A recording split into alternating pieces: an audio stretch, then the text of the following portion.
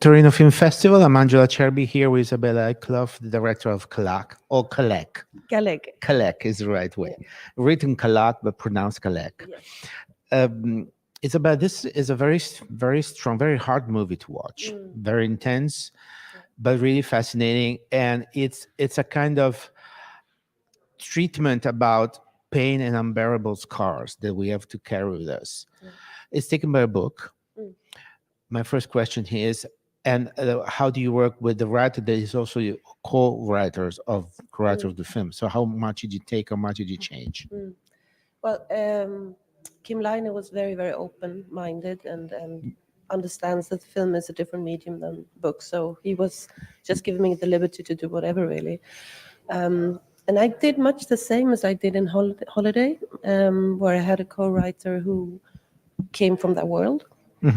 So I basically just asked him to write scenes about different things. You know, of course, some of it is taken directly from the book, but some of it is, what happens if Jan goes to the meat market, for example? And, you know, because he's been there, he is Jan, and he knows everything.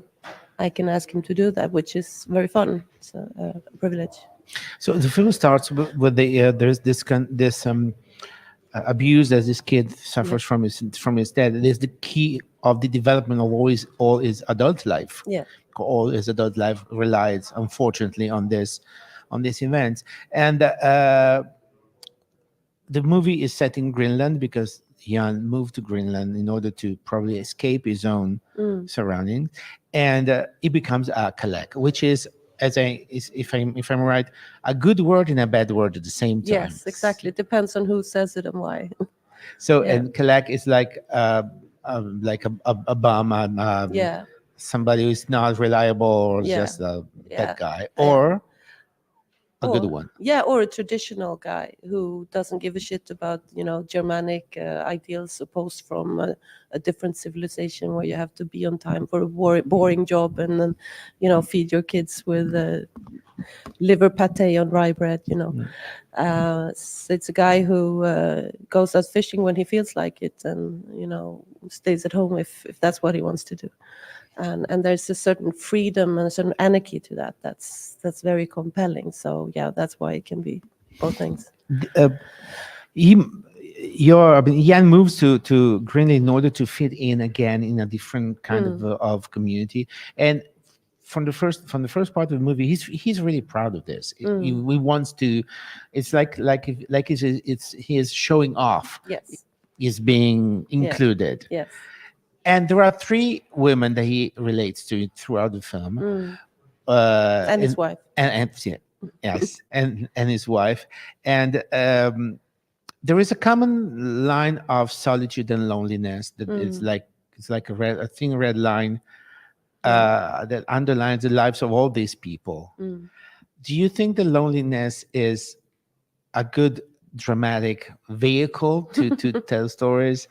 And how did you work around this? Well, this is like a leading question. You think it's a bad dramatic vehicle? I don't know. I didn't think about it that way.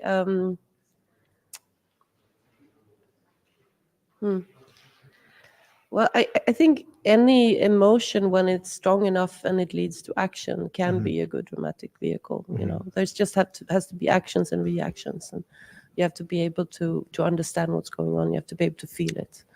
But yeah, you're right. Loneliness is hard because it's a lot of sitting around looking at the wall, which is not very interesting to look at. You know, so yeah, you have to find ways to show it that's not empty, I guess. Yeah. And probably is it? I mean, for these women, is it something related also to the culture, the place where they live? Greenland is formally economically independent, but culturally speaking, is being eaten up by Denmark. Yeah, it's and not just by Denmark, by the whole process of globalization and capitalism. You know, it's impossible to live a traditional lifestyle, and has been for 40, 50 years, you know. So yeah, it's a whole nation trying to find its place in the world, and it's very difficult, and it makes it extra difficult when you're from a very tiny place, because you can either resign to a life where you maybe, if you're lucky, have a job as a teacher or a cleaner, but probably maybe not gonna get a job because there's no jobs. Yeah. Or you leave your whole family and relationships and friends and everything behind and go somewhere in the world that you don't even know what's gonna be. It's a impossible choice, which I think leads to a lot of unhappiness. Which, weird enough, is the choice that Yan did. Yeah, No, I know. it's Yes. exactly. I mean, Yeah. the other way Yeah. around. But it's Yeah, there is a reason he relates to the people he meets. there is one line in the one small dialogue that was really really really hard to bear because it's so true, that he's replying to a request from one of these women saying, we're all alone, we're all broken. So Yeah. yes, meaning you're not different from any other, you're not suffering more than any other. So Yeah. we're all in the same lousy boat, let's Yeah. say it.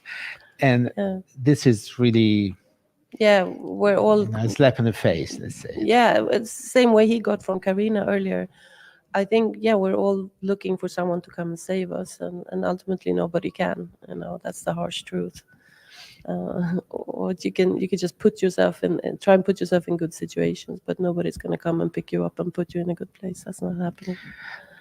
Let's say the atmosphere and the landscape that the action of the movie is very calm and very very cold, of course, because we're in Greenland.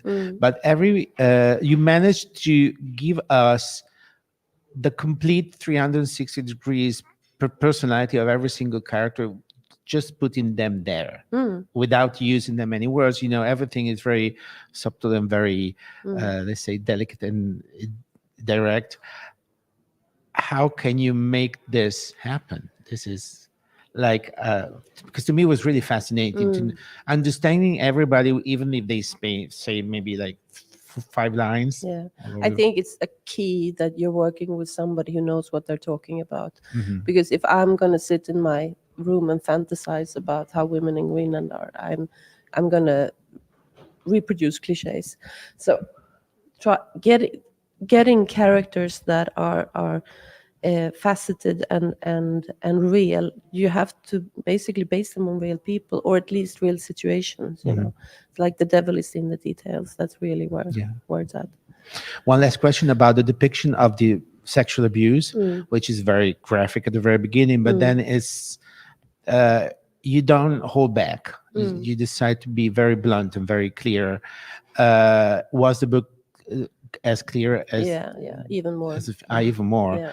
because the character of the father is fascinating and disturbing at the same time. Yeah, he's a true narcissist. He really doesn't give a shit about anyone around him, and there's something a bit liberating about that too, because he's an honest narcissist. Yeah. He says what he feels and he does what he feels, but of course ultimately he's an evil person. But he's also fun. He's very much like my own father, so I always put one in every film. Well, thank you. Thanks out to Isabella Thank Eklöf, you. director of KALAK. Sorry. KALAK, yeah. Here in competition at Torino Film Festival, and Angelo Acerbi for the Festival Insider. Thank you very much. Thank you so much.